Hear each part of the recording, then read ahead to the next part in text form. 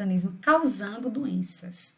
E aí foi criada a bendita da teoria bacteriológica. Bendita mesmo, não estou falando bendita no sentido figurado, não. A teoria bacteriológica, que foi um avanço imenso e indiscutível para a ciência naquela época, né? Então, o que é que acontece? Quando se descobriram as bactérias, então o que foi que aconteceu? No final do século XIX, todo mundo achava, a comunidade científica achava que boa parte das questões relativas às doenças haviam sido respondidas, ou seja, seus problemas acabaram. Não haviam mais problemas. Persistiam interrogações sobre a origem de algumas doenças, principalmente as crônico-degenerativas, mas a euforia era muito grande e assim, a partir desse momento, eles criaram laboratórios de imunologia, de microbiologia, e a gente viu o seguinte, viu que essas doenças, as doenças transmissíveis, com a descoberta da bactéria e dos bactericidas, os antibióticos, eles, elas tenderam a decrescer, não é isso? E aí, somando a isso, eles descobriram micro-organismos, não só bactérias, e também outros micro-organismos, e também descobriram que tinha participação de alguns hospedeiros e vetores na transmissão de doenças. Então, foi uma época de intenso furor científico com a,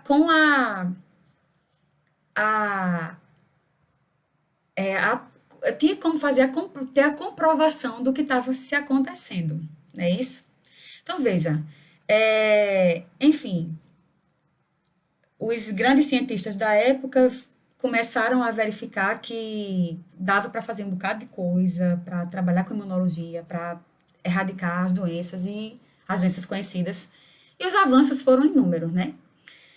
Em termos de Brasil, a gente tem Carlos Chagas, tem Oswaldo Cruz, e eu esqueci uma pessoa importante aqui, que é Emílio Ribas também, que se formaram lá no Instituto Pasteur e trouxeram esse conhecimento para o Brasil, e foram eles que no início do século passado deram início àquilo que a gente conhece como campanhas sanitárias. Isso é assunto para outra disciplina, mas a gente vai tocar sim nesse assunto aqui, certo?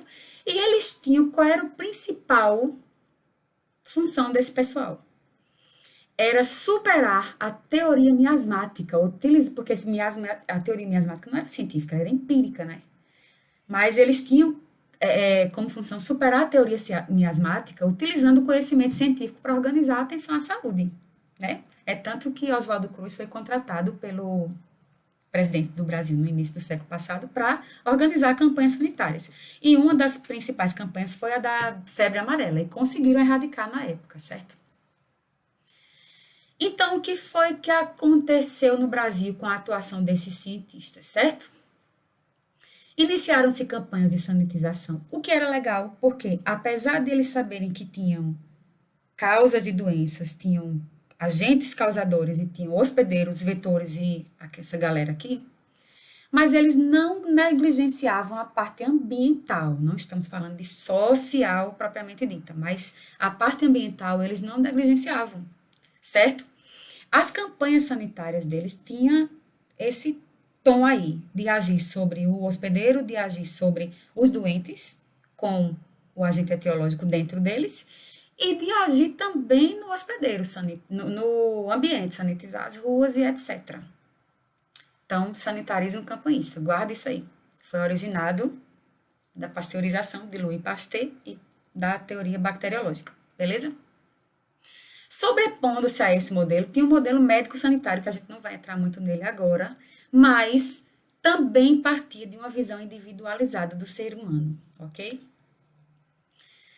Porém, muitas doenças permaneciam sem explicação. E a gente sabe que aconteceu o que aqui? A transição epidemiológica, porque as doenças, vamos ver isso mais profundamente no futuro, mas as doenças transmissíveis, elas tenderam a cair, enquanto que surgiram outras doenças que não tinham, o pessoal não vivia tanto tempo. E aí vem outro conceito, transição demográfica. Eles não viviam tanto tempo para adoecer de doença crônica, beleza? Mas elas começaram a aparecer, não só as doenças crônicas, como as doenças nutricionais, como o escorbuto e o beriberi. as pessoas não conseguiram achar agentes etiológicos para essas doenças. Então, essas doenças permaneciam sem explicação, ok? Além disso, não. Então, nesse meio aí, nesse contexto que eu falei para vocês anteriormente, pessoas na cidade de Framingham, norte-americana, começaram a estudar, outras pessoas, cientistas começaram a estudar pessoas para fazer um estudo de coorte, ou seja, um acompanhamento de pessoas para ver do que é que estas pessoas adoeciam. Quem não viu, pode ver. Esse estudo de Framingham, ele existe até hoje. Começou em 1949, na cidade de Framingham, e eles começaram acompanhando mais de 5 mil indivíduos. Já encontram-se na terceira geração de participantes, eles viram do que as pessoas morreram, como adoeciam. Então, nessa fase aí, se fortaleceram os estudos de caso e controle. Mas aí, esse estudo aí também abriu precedentes para se estudarem outras coisas e sair daquele escopo individual e medicalocêntrico e individualista, ok? Mas o que é que acontece? O furor da teoria bacteriológica foi tão grande que ela perpassa e permanece até hoje influenciando os modelos de atenção à saúde. Então, o que é que a gente tem? A gente tem uma preponderância, ainda hoje, ó, estamos falando de segunda metade do século XX, hoje estamos tendendo a mudar isso aí, mas não é fácil ultrapassar isso. Temos uma preponderância do enfoque médico-biológico e ainda do sanitarismo campanhista, e eu lhe digo onde, por exemplo, o programa da dengue e outros programas similares, em detrimento de enfoques políticos e ambientais. Eles vão ficando meio que deixados de lado. Isso é uma tensão, objeto de tensão o tempo inteiro, né? Mas pressões do lado social continuaram acontecendo, né? Sabemos da Constituição da OMS de 1958, que amplia o conceito de saúde, e a Alma Ata, que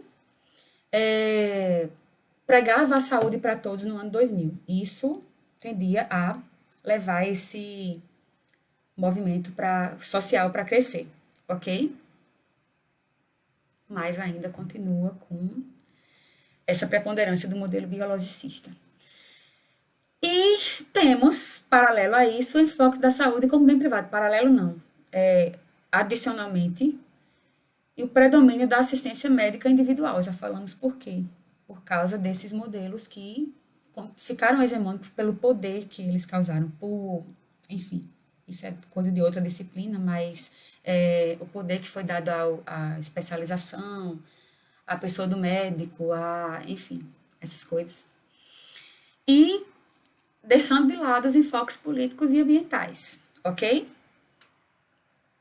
Mas aí tem outra pressão que veio da Comissão dos Determinantes Sociais de Saúde da OMS. Então, gente, para finalizar, a gente lembra o seguinte, que ainda hoje a gente tem como pilares da epidemiologia atual a epidemiologia clínica de um lado e a epidemiologia social do outro. Não é necessariamente uma coisa oposta e contraposta à outra.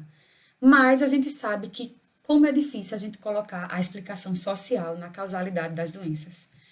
Só que eu deixo isso como reflexão para vocês, né? Quais são as implicâncias da gente não considerar o social na causalidade da doença? Principalmente não, também e consequentemente nas doenças transmissíveis. Mesmo que ela seja transmissível, vamos pensar no coronavírus. Ele veio pelas castas sociais mais abastadas, e aí eu estou usando um nome bem extremista para a gente entender isso aqui. Mas o modo como a doença está se reproduzindo está sendo diferente, vocês já perceberam? Entrou pelos mais ricos, mas como é que ela está se distribuindo? Vamos pensar nisso? Beleza, era isso que eu tinha para falar hoje para vocês.